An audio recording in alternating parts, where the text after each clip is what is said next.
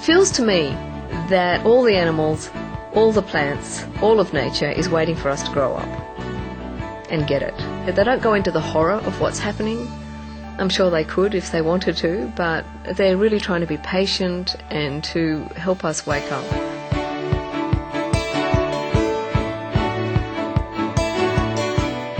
Hello, honoured viewers, and welcome to Animal World, Our Co-Inhabitants, featuring the conclusion of our interview with Australian professional telepathic animal communicator, Billie Dean, who for over 30 years has communicated with thousands of animal clients from around the world.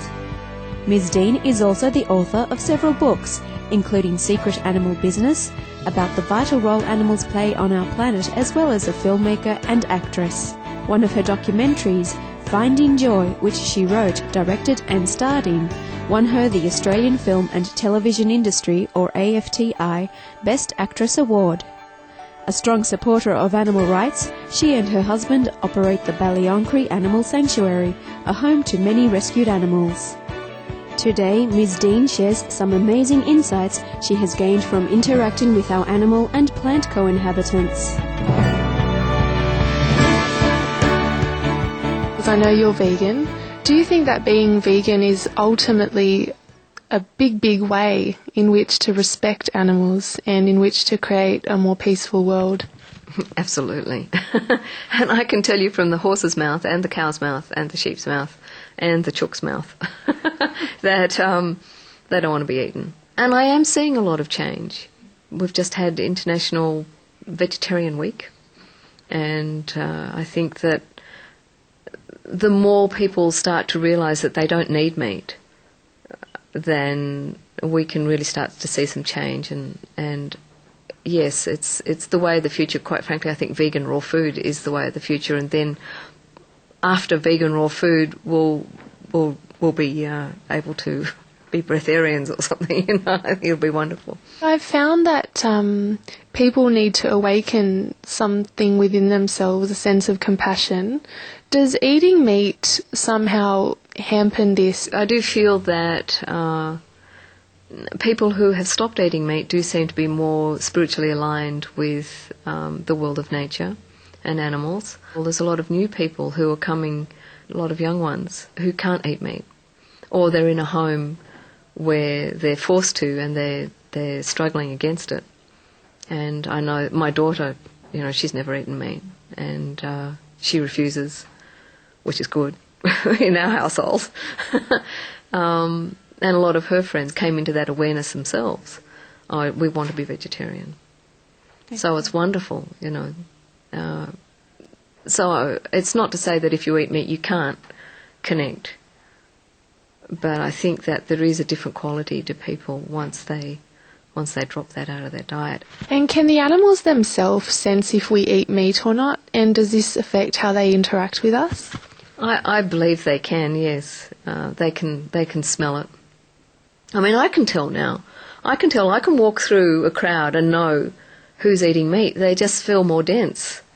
And it's interesting. And they feel more congested in a way. And yes, they can smell it, they know. The horses have always said to me, we don't want to end up in a can, we don't want to be dog food. They don't want to be killed and they don't want to be eaten. One of my wild horses said, wow, I don't want to be dog food. That was the first thing he said to me. He was in the wild then and he was terrified. And I made a promise to him that he would never become dog food. And I said, my dogs don't eat meat anyway. So if a wild horse can have that thought, and he's never come across people really, then how are horse-human relationships going to be if these, you know, beautiful animals know that at the end of the day they're going to be eaten? So with the earth now as it is, how does our treatment of animals affect the energy? When we treat them in a bad way, how does that affect basically the world around us? When we speak and we think, we create a thought form. That thought form goes out into the world. When animals are crying out in pain, they're being slaughtered, they're being killed, they're frightened, that goes into this whole mix of human, pain and sorrow and suffering as well. And what we've done is we've created almost a wall of, heavy negative thought forms around us. And what that does is it makes us feel on a psychic level and much more depressed and anxious, and we don't even know why. But we're picking up on all the pain and all the suffering. So, yes, it's not a really good idea to have anybody suffering. On your website, I noticed that you have similarly said, animals are not for us to own. We are their guardians. They are our teachers. This is the soul pact we made on the other side of the veil. Can you please speak more about this? Yes, the animals, their souls can come from anywhere. I mean, I know this is a point of contention, but with my experience, I have found that souls actually come from anywhere. They can even have been humans, and a lot of cats, for example, are coming back, and they've been Egyptian teachers, not at cats, but they were actually learned masters. I know in the Celtic tradition, they would say you cannot eat hares because there could be the soul of someone you know. And it's the same in other indigenous traditions. And we do travel in soul families. So it's all sort of to do with karma and soul family, and they'll often come in as a guide and a teacher to be with us and help us. So yes, we do have a soul pact, and part of that pact is that they have come in to try and push our buttons, to try and help us grow, to try and open our heart chakra. And, they'll make great sacrifices in that way, but at the same time they've got their soul path and their soul journey, and they're looking to us for our compassion and our care of them. Yeah, I understand that you can also communicate with plants and trees. So I'm wondering if they have any messages for humankind about how we've been treating our environment. I speak to trees all the time. One of them said to me, what you need to be doing is viewing every single person as love and as loving you. So if we think that everybody is love and everybody loves us, imagine what sort of society we would have if there was only love. And that came from a tree spirit. And what can people do to inspire an awareness within themselves? So the animals have got a lot to say about that. Over lots and lots of clients, they've given me a really nice framework. And one of them is get rid of the clutter in your house. So declutter. Make the house a sanctuary. Make it beautiful. Make it spacious and light-filled. They're also really, really sensitive to the thought forms and etheric imprints that we leave in the house. Turn off the news. Turn off all the murder shows that are sending out nasty thoughts that make us tense when we're watching them, because the animals in our home are picking that up. So what they're saying is clean the home, do a psychic cleansing, do a feng shui cleansing, do a space clearing, get rid of all that junk. Then they say, keep it nice and bright, lots of light. So many animals just recently have said we like light-filled spaces. So they want it light. They also want at least one room in something like lemon yellow. That came up a lot. Lemon yellow or something bright, so that it's clean and fresh, and what all this does is raise our vibration. So that's the home.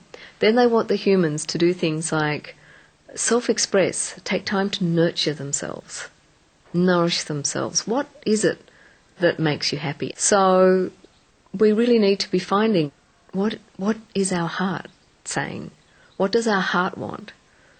And then they really want us to go outside, take off our shoes, connect with Mother Earth and dance. And what this does is that it starts to build our frequency.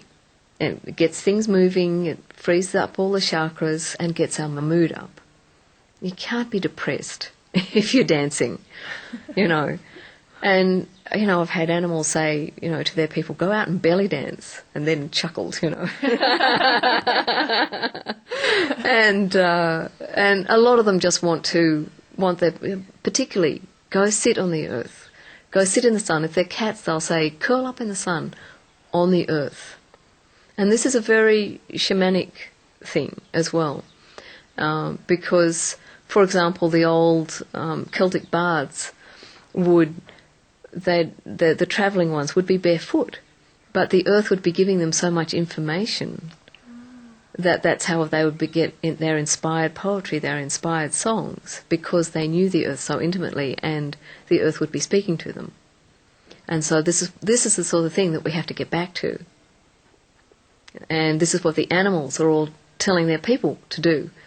And you know, I've had lots lately saying you've got to be peace, you've got to do meditation and yoga, and you've got to, you know, just get some sunlight and sit. And again, in the old teachings, we got energy from absorbing the earth and the sun. And this gives you life force.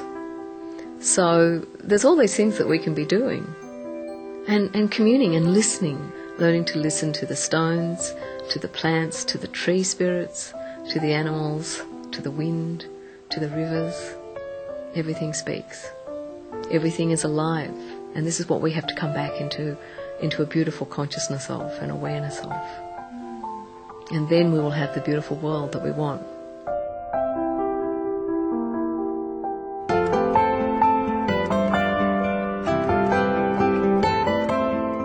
We're grateful, Billie Dean, for your sharing the many touching messages you've received from our animal friends. Through your sensitive, thoughtful efforts, you are helping us understand the deep inner wisdom of animals and appreciate, honour and value their presence here on Earth. For more details on Billie Dean, please visit www.billiedean.com. Books, CDs and DVDs by Ms. Dean are available at the same website. Thank you for your gentle presence today on Animal World, Our Co-Inhabitants. Coming up next is enlightening entertainment right after noteworthy news here on Supreme Master Television. May your days be filled with light, love and laughter. For more details, please visit www.suprememastertv.com/AW.